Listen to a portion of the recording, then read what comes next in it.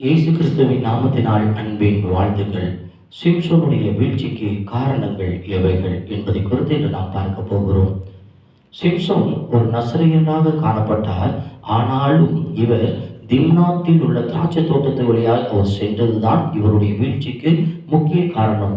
நியாயாதிபதிகள் 14ஆம் அதிகாரம் 5வது வசனத்தை பார்க்கும் பொழுது இந்த திம்னாத்தின் திராட்சை தோட்டம் வழியாய் அவர் சென்றதையும் அவர் வீழ்வதற்கு முக்கியமான காரணத்தையும் நாம் பார்க்க முடிகிறது. இரண்டாவது, நியாயாதிபதிகள் 14ஆம் அதிகாரம் 8, 9வது வசனத்தை தியானிக்கும் பொழுது இறந்து போன சிங்கத்தின் உடலை அவர் தொட்டது இரண்டாவது அவர் வீழ்வதற்கு காரணமாய் காணப்பட்டது. ஏனென்றால் நசரேய விரதம் இருக்கிறவர்கள் இறந்து போன பிரேதத்தை தொடக்கூடாது என்பது பிரதான கட்டளையாகும்.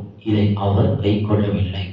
மூன்றாவதாக, நியாயாதிபதிகள் 16ஆம் அதிகாரம் முதல் 4 வசனங்களை தியானிக்கும் பொழுது தவறான ஸ்திரீ, அதாவது வேசியோட கண்களின் இச்சையால் மாம்சத்தின் இச்சைகள் வீழ்ந்தது அவருடைய மூன்றாவது காரணமாய் காணப்படுகிறது.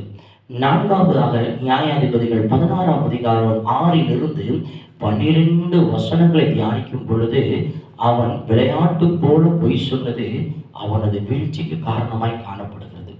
ஐந்தாவது, நியாயாதிபதிகள் 16ஆம் அதிகாரம் 19வது வசனத்தை தியானிக்கும் பொழுது சிம்சோன் தலையில் சவரகன் கத்திப்பட்டதுதான் அவனுடைய வீழ்ச்சிக்கு காரணமாய் காணப்படுகிறது.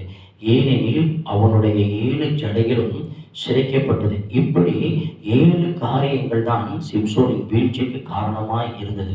இன்னைக்கு கர்த்தருடைய பிள்ளைகளே, வாலிபர்களே, கர்த்தர் சொல்லுகிற வார்த்தைக்கு கீழ்ப்படியாமல் செல்லும் பொழுது நாமும் வீழ்ச்சி அடைகிறவர்களாய் காணப்படுவோம். தேவன் எதை செய்யக்கூடாது என்று சொல்லுகிறாரோ அதை நாம் செய்யவே கூடாது. தேவன் எதை விலக்கி வைத்திருக்கிறாரோ அதன் அருகே நாம் செல்லக்கூடாது. கண்களிலும் இருதயத்திலும் தேவனுடைய வார்த்தைக்கு கீழ்ப்படுகிறவராய் காணப்பட வேண்டும். சிம்சோன் இவ்வாறு நடக்காததினால் அவர் வீழ்ச்சி அடைந்தார்.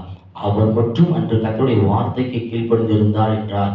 இன்று அவரை குறித்து நாம் தியானிக்கும் பொழுது எவ்வளவு சத்தியங்களை நாம் அறிந்து கொள்ள முடியும்.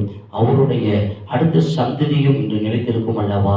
கீழ்ப்படியாமையினாலும் தன்னுடைய சுய காரியத்தினாலும் சிம்சோன் அவர்கள் வீழ்ந்தார் என்று நாம் சிந்திப்போம். கர்த்தருக்குள் நம்மை நாம் புதுப்பித்துக் கொள்வோம். தேவன் தாமே உங்களை ஆசீர்வதிப்பாராக. ஆமென்.